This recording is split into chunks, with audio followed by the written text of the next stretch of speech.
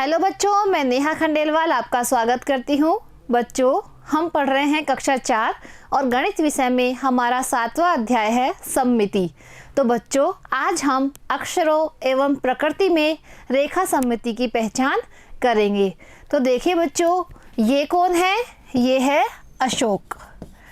बच्चों, जब अशोक तैयार होता है तो वह अपने आप को दर्पण में देखता है और दर्पण में वो जो टी शर्ट पे लिखा हुआ है उसे भी देखता है। तो देखिए बच्चों, अशोक की टी शर्ट पे क्या लिखा हुआ है? अशोक की टी शर्ट पे लिखा हुआ है इंडिया, INDIA। अशोक की टी शर्ट पे क्या लिखा हुआ है? इंडिया। तो देखिए बच्चों, दर्पण में जब वह टी शर्ट पे लिखे हुए अक्षरों को देखता है तो वह देखता है कि कुछ अक्षर तो वैसे ही दिखाई दे रहे हैं जैसे वो होते हैं और कुछ अक्षर उल्टे दिखाई दे रहे हैं। अब देखते हैं बच्चों कि कौन कौन से अक्षर तो वैसे ही दिखाई दे रहे हैं और कौन कौन से अक्षर उल्टे दिखाई दे रहे हैं। तो देखिए बच्चों, जो I है वो वैसे ही दिखाई दे रहा है जैसा वो होता है और N बच्चों दर्पण में उल्टा दिखाई दे रहा है।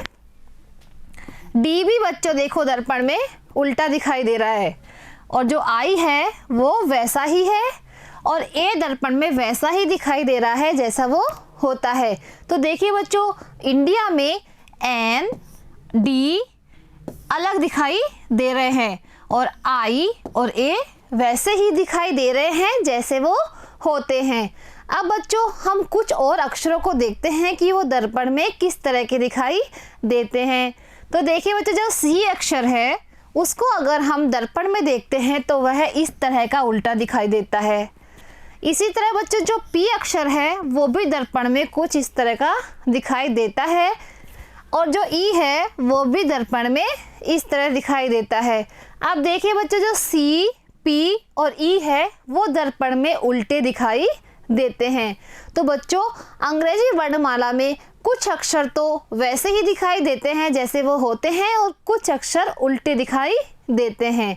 तो बच्चों, अब हम इसके संबंधित कुछ प्रश्न करते हैं। बच्चों, यहाँ लिखा हुआ है अक्षरों से उनके प्रतिबिंबों का मिलान करें। बच्चों, यहाँ पर कुछ अक्षर लिखे हुए हैं, हमें उनके प्रतिबिंब दर्पण में किस तरह के दिखाई देंगे उससे इन अक्षरों का मिलान करना है।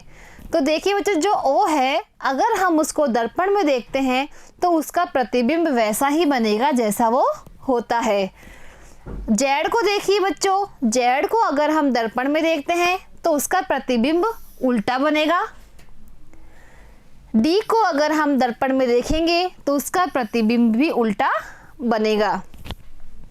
देखिए बच्चों, जो F है, F को अगर हम दर्पण में देखेंगे तो वह भी उल्टा प्रतिबिंब बनाता है।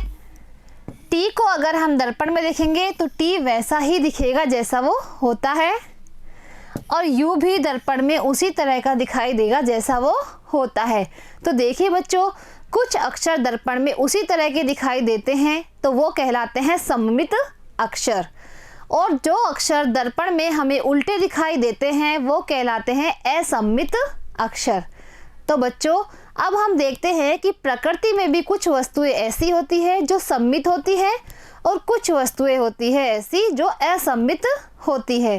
तो देखिए बच्चों, यहाँ पर आपको दिखाई दे रहा है एक तारा।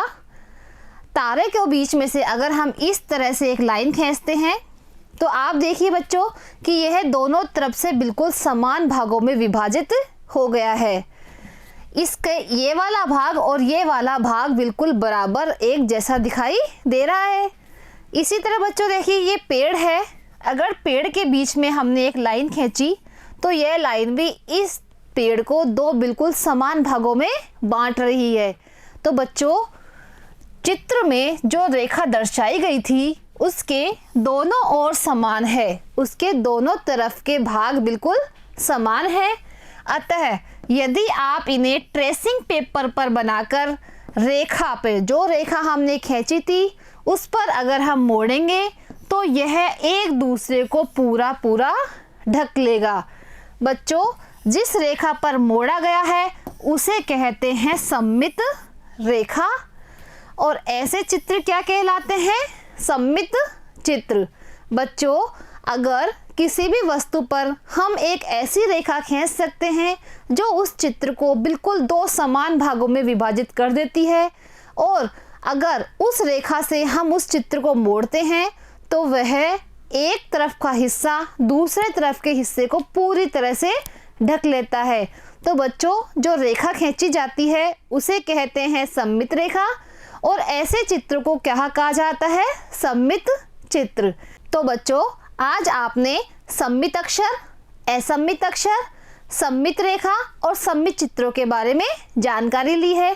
अगली कक्षा में बच्चों हम कुछ उदाहरणों द्वारा सममित रेखा की पहचान करेंगे। आज के लिए बच्चों इतना ही। धन्यवाद।